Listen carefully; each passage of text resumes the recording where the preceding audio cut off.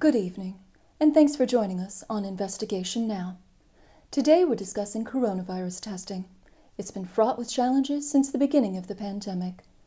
Though rapid testing has gained a lot of ground, in some places it can still take up to 14 days to get test results. Why, after a full year of this pandemic, is it still taking so long? Investigation Now investigates.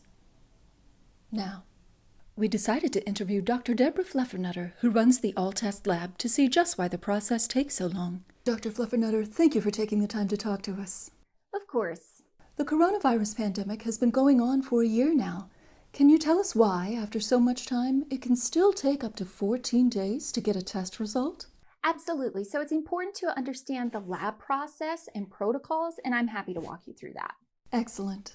So the sample arrives in a vial and we put it into cold storage, and then it takes some time to get it cold enough to work with.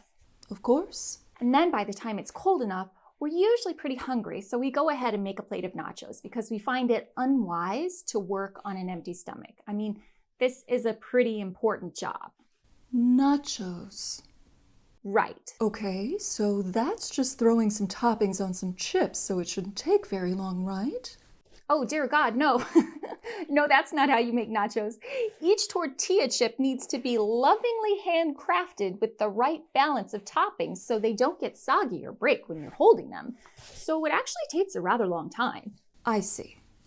So once you're finished with the nachos, then you can continue your testing?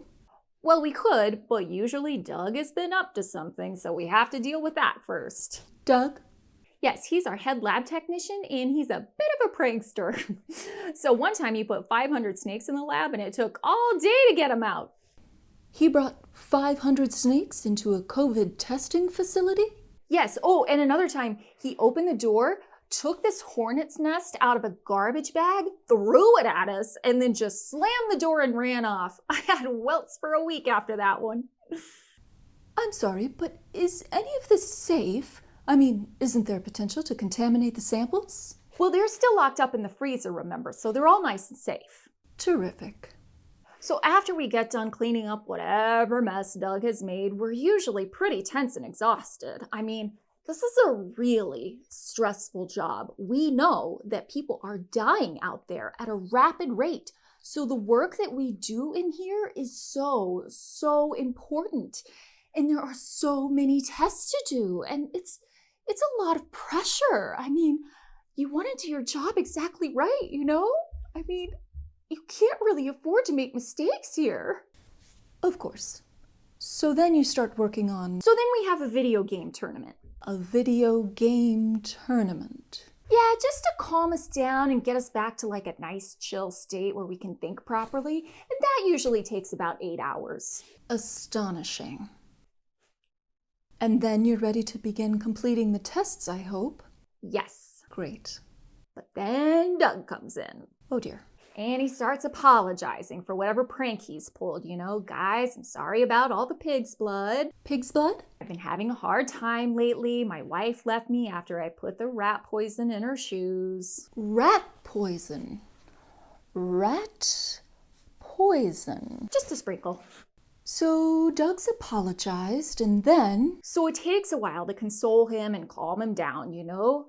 And then again, we're just emotionally and physically drained at this point, you know? I mean, no one's sleeping. We're in the lab round the clock trying to keep up with the backlog of tests. So then we just binge watch something on Netflix for a while. Have you seen that show about the girl that plays chess? So good, right? For the next hour and a half, Dr. Fluffernutter detailed a process that included, among other things, making mittens for cats, participating in an inappropriately named fantasy football league, and sculpting the Eiffel Tower out of Doritos Locos Tacos. We've skipped ahead in the interests of time. And then we dip the swab in a solution, and if it turns blue, you've got the virus. And how long does that process take? About 4 seconds. Outstanding. So will the testing backlog be resolved before we get a vaccine? Perhaps, if Doug can get his shit together. But there is good news. The FDA has recently approved a rapid at-home coronavirus test, which delivers results in as little as 30 minutes, which is something we should have had fucking months ago. This has been Investigation Now. Thank you for joining us, and good night.